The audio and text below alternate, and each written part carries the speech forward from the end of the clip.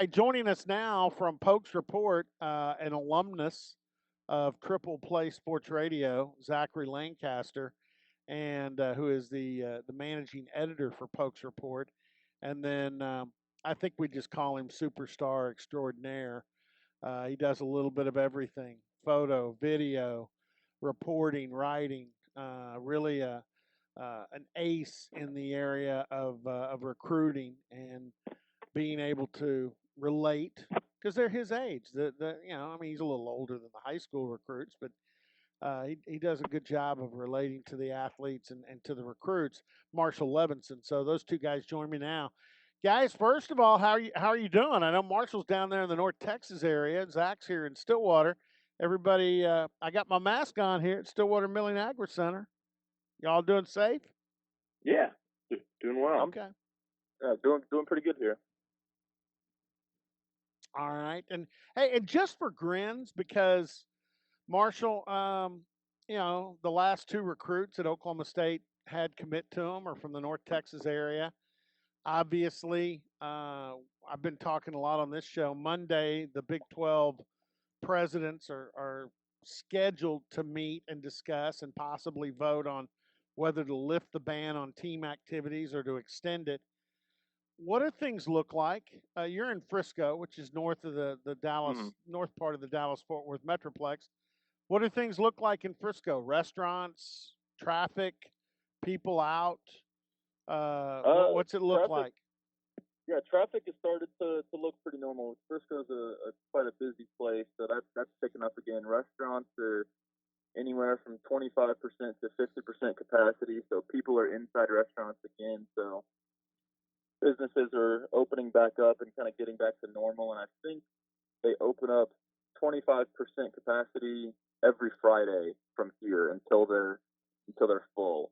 Um, I mean, people are out and about, and I mean, it's looking fairly normal here. I mean, there's not really a whole lot of people are still wearing masks and taking precautions, but it's looking more like normal Frisco than a freaked out pandemic Frisco. The other thing too is Frisco is the home of pretty much all of the professional franchises in the Dallas Fort Worth area. Stars Yeah. have a facility there.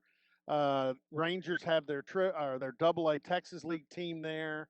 Um, Mavericks have a facility there hmm for their G League team, and then also the Dallas Cowboys, probably most famous, have the Star. Plus, the soccer Right. team has their stadium. Yep. What kind of activity is there at those facilities? Because I think I read where the Mavericks are one of the NBA teams that have opened their facility and are having some workouts. Yeah, there's not much happening around as far as the pro sports go. They're trying to get there, and a lot of the teams around here are very um, proactive in their plans and their preparation to open up. Um, Not much is happening at the Star. That's usually a place that's getting used year round. It's not just for the Cowboys. They do a lot of community things there, as well as the high school um, activities and conferences and sports. So looking forward to that opening up fairly soon, and that's normally where, as far as recruiting goes, they have the Nike opening, or now it's just the openings, but a Yeah. lot of football recruiting stuff there. So hopefully that gets normalized pretty soon, because they have a lot of really cool and fun activities that go on in those facilities. Well, and Zach's in Stillwater, so I think a lot of people know kind of what's going on in Stillwater as far as the way things look. And I'm sitting here in the Stillwater Milling Center, and there's a good number of people in here. Some wearing masks, some not. So, all right, we're coming up on something really big on Monday, like I mentioned, and I just want to get your guys' opinion. And right now, hey, everybody has a right to an opinion. Uh, but your thoughts, because the Big 12 supposedly will vote Monday, the SEC on Thursday, the Big 10. We know Iowa has talked about, heck, their president talked about needing to have athletes on campus hmm to start practicing so they could win some football games. He hmm wants to win some football games, but what are you guys thinking? Or if you were sitting in that Big 12 meeting, What would you anticipate hearing on Monday? I think it'll be a little different than the last time. I think there will be more. I think there will be more yeses to bring to open things back up a little bit more. Um, Obviously, I'm sure you guys have heard or read the comments from Lincoln Riley, his Zoom call yesterday. So I don't really anticipate a yes from Norman. But the way the numbers of COVID cases are overall kind of starting to go down a little bit, I think you'll see. I think you'll see him opening back up just for the preliminary. Let's get players back on campus and just start training. I don't anticipate a decision on the season for I hope until at least July. But yeah, I think you'll have players back fairly. I agree. I don't know about a decision on a season coming anytime soon, but the term they like to use is the curve is flattening. So I think that will persuade them to put athletes back on campus and allow whatever version of team meetings or team get-togethers, workouts, whatever they allow.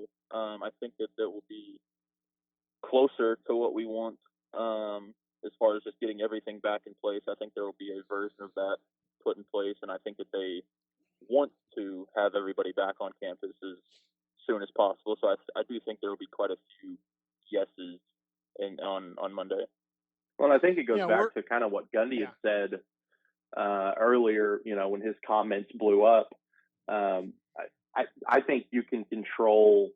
You can control 110 players and staff. You can put them in a controlled environment. You can limit their movements. That you can get them trained. You can get them ready for the season. A potential season whenever it may happen. But I mean, it's so far. It's the players and staff and families and all that. They've done a very good job. Being at home and whatever. We haven't heard reported cases.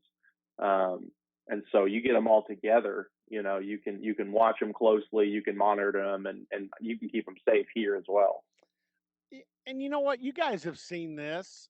Marshall, you've actually been around a couple of kids recently. You went and interviewed, Raymond Gay II. You went and interviewed Jaden Nixon.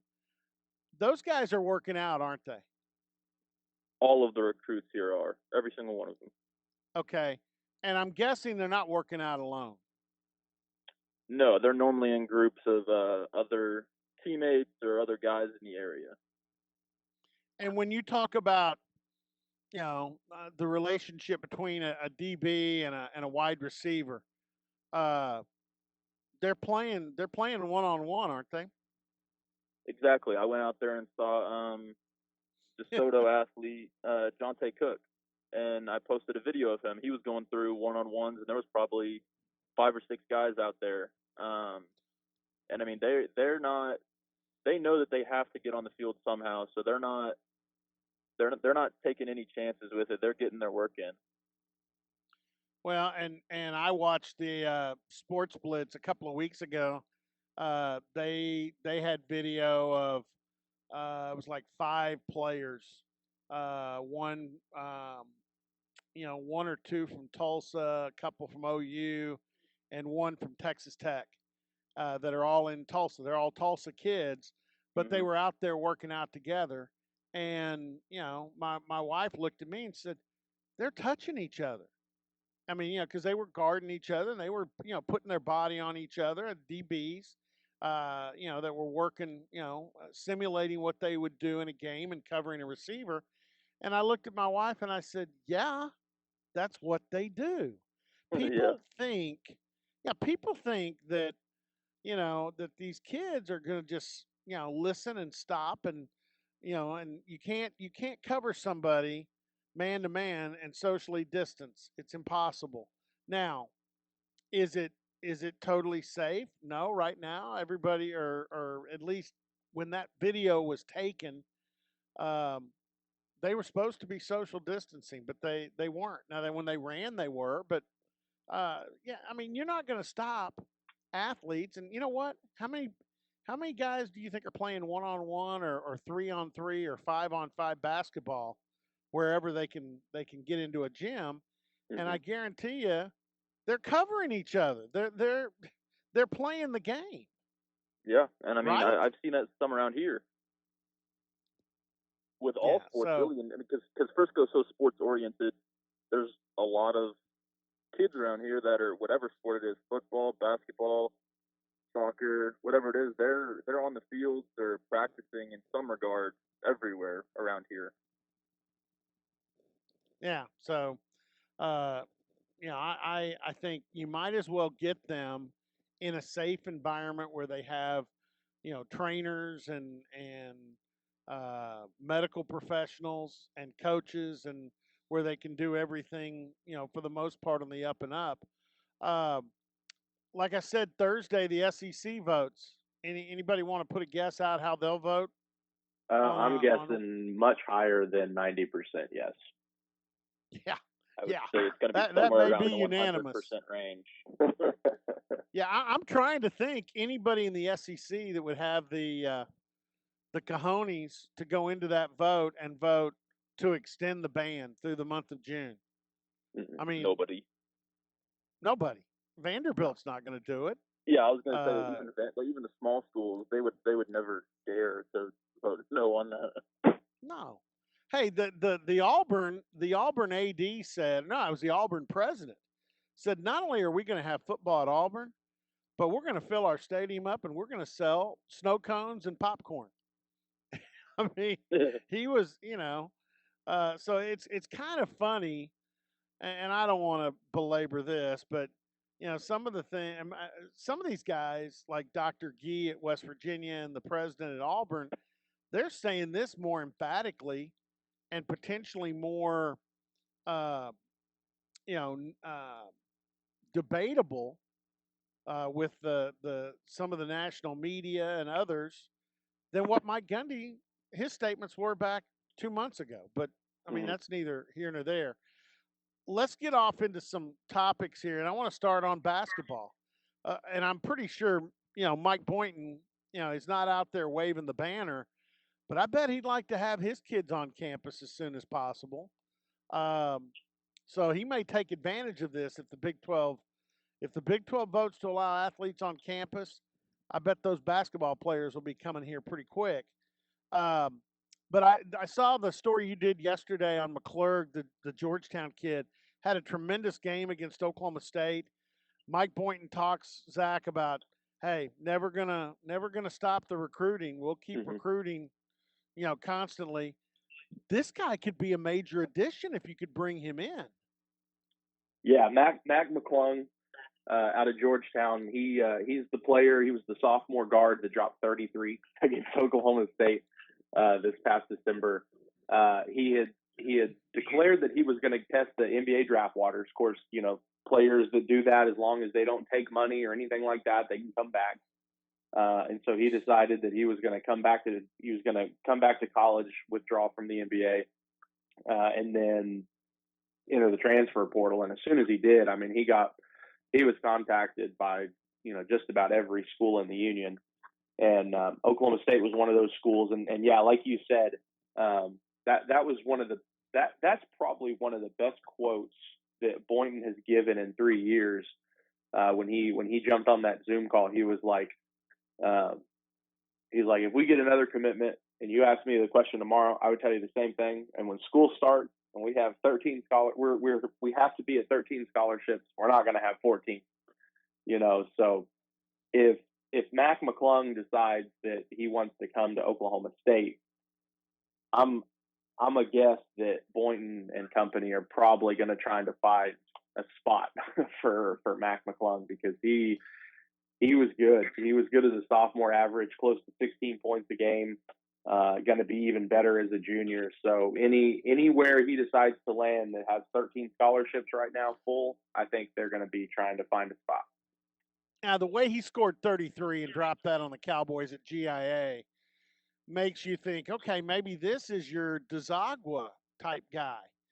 But I think he's above and beyond that. Nothing against Thomas, but I think we all knew that Thomas had to work really hard to bring up some areas of his game to where he was a guy, and even at that, it ended up he did eventually lose his starting position. I look at Mcclung as a guy that has more overall.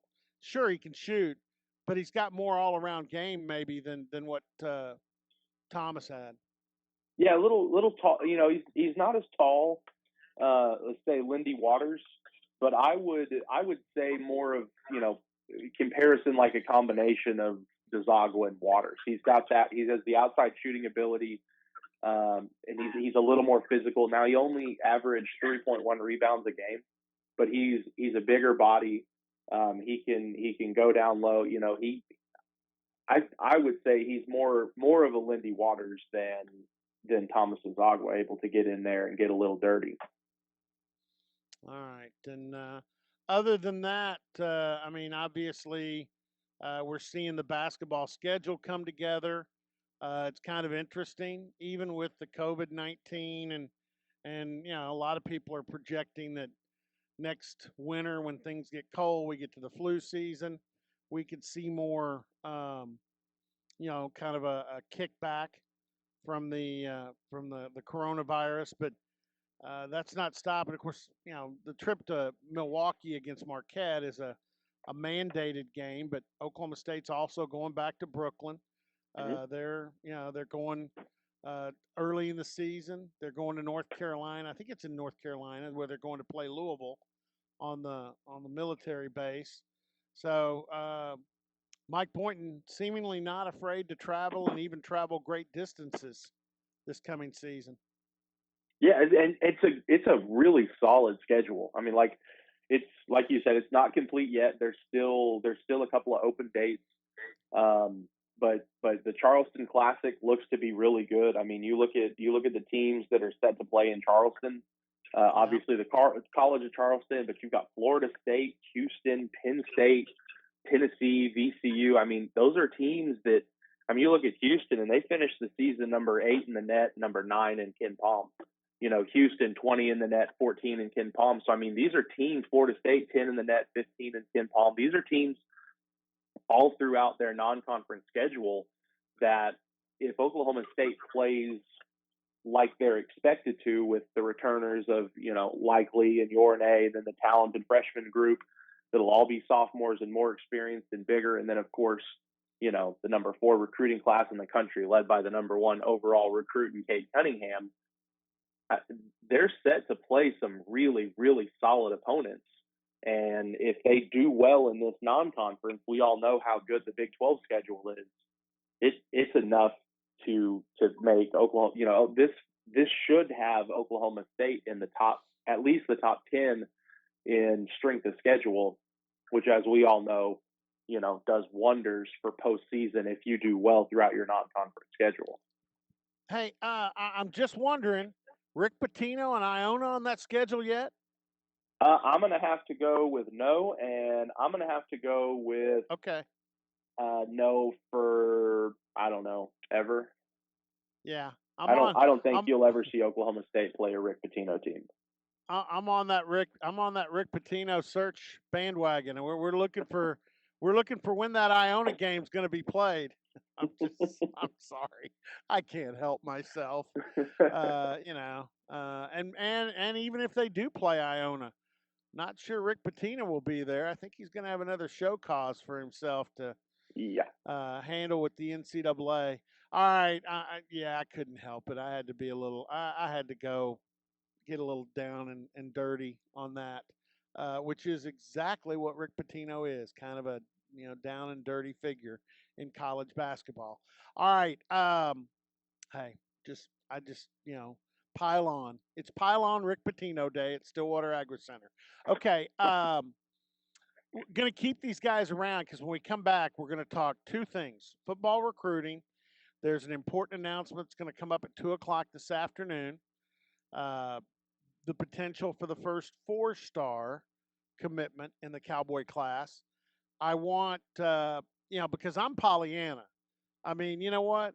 Hey, Oklahoma State could go out and sign 5 first graders early in the class, and I'd be over here telling everybody this the greatest class ever. They evaluated these 5 first graders, and they're the best first graders available.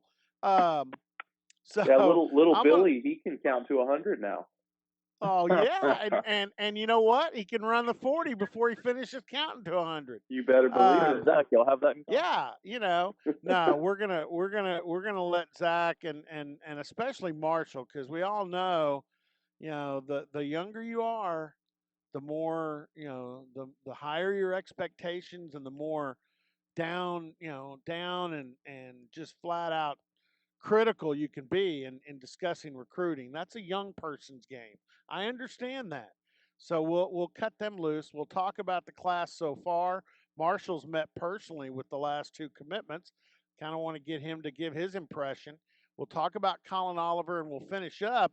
Speaking of young people, one of the younger golfers from Oklahoma State that's on the PGA Tour, Matthew Wolf, already has a win, and now he's already teaming up in a big-time event, because he'll be with fellow OSU alum Ricky Fowler this weekend for the I think it's a $3 million skins game with Rory McIlroy and Dustin Johnson. So we'll get into those things with a couple of Poke reporters from Poke's Report, managing editor Zach Lancaster, and reporter, photographer, graphics extraordinaire Marshall Levenson.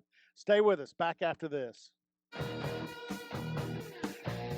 All right.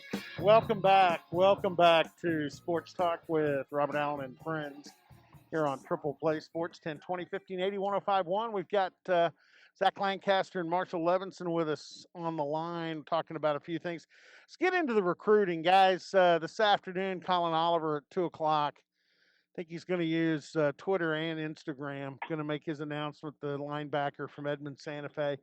I'm on top of my game. I noticed that 247 Composite has him as a 4-star. I don't know if 247 does. I didn't look. I just looked at the composite. But I can tell you, because I've watched him play and practice and scrimmage. I mean, Edmond Santa Fe is less than a punt, pass, and a kick from my house. And so I've seen Colin Oliver a bunch, and Santa Fe has been a pipeline when you go back to Calvin Bundage and then Trace Ford last year, who was sensational, and Colin falls in line with that. His Chris Rose, his defensive coordinator, has kind of been an OSU guy. Comes up and watches a lot of practice, and is a 4-2-5 guy scheme wise, which fits with Jim Knowles. But it's big. I mean, you get that 4-star in your class, because right now, and I want both you guys to comment on this. Right now, the buzzards that like to swirl around the program and be negative about recruiting, they're being negative. Mm-hmm. Yeah, and I mean, Marshall, I'll let you start with it. Yeah, I got you. Wait, what's that? I was just say I'll let you start. Okay, yeah, and that happens. We see that every year. I mean, it starts off like that. But if you look at this class, there's 4 commitments, 3 on defense so far, and all of them are 3 stars. And then currently Raymond Gay is listed on most sites as unranked. And there's a couple of different reasons for. Let's start with Raymond Gay, the newest commitment. He's coming to Oklahoma State as a defensive back, but has only played wide receiver in high school. But if you look at what he does on the field, there's nothing about him that says that he can't do everything that they will ask him to do. He has 4.4 speed. He's good size. He's very, very athletic. He's got the mentality for it. So, I mean, you look at guys like that, and Coach Gundy and the rest of the staff, they look for guys that fit their culture, and all of these guys do that. Jaden Nixon, running back from here in Frisco, he's a guy that he's an OSU kid. Yeah, both parents of his went to OSU, and his dad played football, and his mom ran track. And every player in the class so far fits a theme of versatility and speed.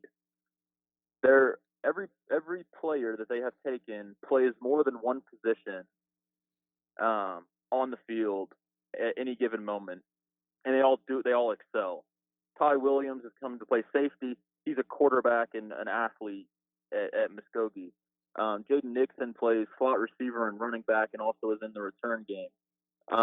Colby Fields can play outside linebacker, and he can rush the passer from the edge. He can put his hand in the dirt. So people will pay attention to rankings, but these are guys that are under the radar, but not to Oklahoma State. They view these guys, they're going to come in and really contribute highly and not have to wait 3 years to do it. These are guys that they view will contribute quite a bit when they get on campus, as some of the guys in this previous class will do the same.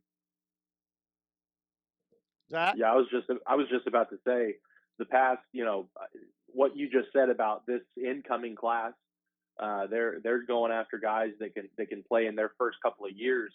That's what they've done in the past 2 classes. I think a large majority of the last 2 classes you're going to see on the field really early, just like this class. I agree with Marshall. I think the recruiting class right now, and you go back the last, I don't know, 5, 6 classes. I know, Robert, you went through and regraded the last 3 or 4 classes. All of the Oklahoma State classes are, and I know this is, we're all going to sound like a broken record here, but Oklahoma State, they don't recruit. They do at the beginning, but they're going to go after guys that fit the scheme. They're going to go after athletic, talented guys that fit Oklahoma State scheme. And if they don't have 4, 5 stars, high 3 stars, so be it. Who cares? James Washington, 2, he was a high 2, low 3. They're going to get their guys. They're going to get 4 and 5 stars. Like I think they're going to land Colin Oliver. He's a 4-star. Composite and 24/7 has him as a 4. I think they'll get that, and they might land another 4 stars somewhere down the line in this class. But I like the guys that Oklahoma State goes after because they're dogs and they get the job done. My thing with recruiting, go ahead. just 1 second. My thing is, when you look at all of these guys, and this is in previous classes as well, like take Ty Williams from Muskogee, who's coming in as a safety. Why would you look at a ranking and say this guy isn't good? He has 16 interceptions in the past 2 seasons, and that first season he played 10 snaps on defense. Mm-hmm. So really, he had 5 interceptions on 10 That's snaps. amazing.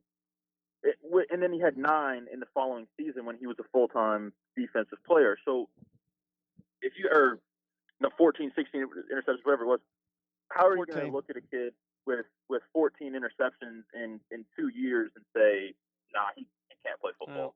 Like he has more interceptions than guys that are ranked as 4 and 5 stars. I mean, you have to look at film and ranking, or not ranking. You have to look at film and tape, and not necessarily at ranking so much, because the guys who do rankings, a lot of times they lock on to certain players at a young age and they just ride with that the entire way. Now that doesn't happen all the time, but there are guys, and you look at a guy like Colby Harvell-Peel. He came in as the 72nd ranked safety in his class, and now he's rated number 2 in college football. So I mean, I'd say he has a pretty high chance of being Big 12 Defensive Player of the Year this year. Oh, absolutely, and being a high level draft prospect if he has a similar season to last year. So I mean, well, and let me throw this out there. You have to look when you're grading Oklahoma State recruiting. You have to be smart enough to grade the kids that weren't real highly regarded, that have jumped up, like Colby Harvell-Peel, like Zach mentioned James Washington in the past. Malcolm Rodriguez. Malcolm Rodriguez, Eamon Agbonbamiga. Chuba Hubbard was a 3-star. He's now a 5-star, and even Tylan Wallace was a 4-star. Well, he's a 5-star by every definition. He's an All-American. He's a national award candidate, and he's a difference maker every game of the season. That's a 5-star. So now the other thing you have to evaluate too, because the demand or the critique or the complaint or the nonsense, and I'd stick with nonsense probably being my number one. Uh, of well, they got to get more 4 and 5 stars. Well, the truth is that they're getting 4 and 5 stars that other people aren't seeing. And the amazing thing is when Oklahoma State does get a 4 or 5 star, some of them, I think Langston Anderson we don't know about yet, but I think he's going to pan out. DeAndre Glass we don't know about yet. He was a 4 star coming out of Katy. We're going to find out, when Chuba Hubbard's gone and somebody needs to pick up the baton and be the running back. Um, but some of the 4 and 5 stars that OSU has gone out and got. And I mean, for me, for a long time, and I hate to say this because I hate to say anything negative about any kid, but Grayson Boomer is going to be my cover boy for this mantra. 5 star kid, and you know what? I don't know if was he 5 or 4? He Maybe was 4. Okay, all right. Had every offer in the world. Ohio State, Michigan, Florida, Alabama. I mean, all these people had offered him, and he comes to Oklahoma State, and everybody gets excited. And pardon me, I didn't get that excited. And Zach knows this because this was before you came on, really, Marshall. And I'm like, I evaluated him. I watched a ton of tape. His route running was subpar. He didn't catch a lot of balls. He was a good blocker, but not a great blocker, in an offense that ran the ball 90% of the time. And I just said, I'm not seeing it. Well, he's at Tulsa now. He went in the portal. He's at Tulsa. Okay. Um, Enough said. I mean, I don't need to go any further than that. All right. I know we're keeping you guys here a while. We're coming up on another break. Uh, Colin Oliver, I think he's going to end up being a Cowboy. What do you guys think? Yeah, same. Yeah, I agree. And I've heard from sources that I got a text earlier from somebody saying that we as reporters are going to have a good day. So that kind of points towards Colin Oliver being a Cowboy. Okay. And I'm going to go hunt him down when I'm done doing this show later. All right. The last thing, and this is to Marshall because I kind of want to hear what he has to say. I've seen the interviews, and we actually had both these kids on the radio, but Marshall saw them in person. After doing the interviews and seeing these two guys in person, talking about Jaden Nixon at Frisco Lone Star and Raymond Gay the second at Red Oak, I tell you what, just the picture, you know, Gay the second looks pretty stout for he looks like he's got some muscle besides being a speed guy. What do you think? He's been in the weight room for sure. He was he had a presence about him that kind of lets you know like what he wants to do with the game of football. He wants to go far. He's been working at it. And something that with both players, and this just, and you can go back and listen to the interviews, this wasn't anything that I kind of baited them into saying or asked a question that necessarily led to it, but both of them ended up in the interviews talking about when I asked like what kind of player they were. They both mentioned how they want to do everything that makes the team better. They weren't saying like, yeah, I want to go and I want to win the Heisman. I want to win this award and that award. It was I want to win games. I want to win championships, and I'll do everything that coaches ask me to do. That one, get me on the field, and two, help my team. And that fits perfectly with what Gundy recruits. And sometimes, and that kind of goes back to those some of those upper ranked guys that you'll see. Some of those guys are not like that, and we've seen some stuff behind the scenes before that kind of points to that. But these are guys that appreciate Oklahoma State wanting them so badly, and their talent is well beyond what people think it is. And I believe that both of them will translate well, perfectly to what Oklahoma State has planned for them in the next 2, 3, 4 years. All right. All right. Again, Marshall Levenson from Pokes Report, and you heard Zach Lancaster as well talking some hoop. Hey, last thing, I lied. One more thing. We got Ricky and Matthew Wolf, and of course Zach and I spent we spent several months of our lives one week at Karsten Creek for the NCAA championship. At That's least what it 3. seemed. Yeah, that's what it seemed like. It seemed like I put a cot in there and was living in there because we were doing the radio show there and covering it for our past site. And but yeah, we've got Matthew Wolf, already a winner on the PGA Tour, teaming up with Ricky. I gotta think the two dudes are going to wear some orange and black since they're both Oklahoma State guys.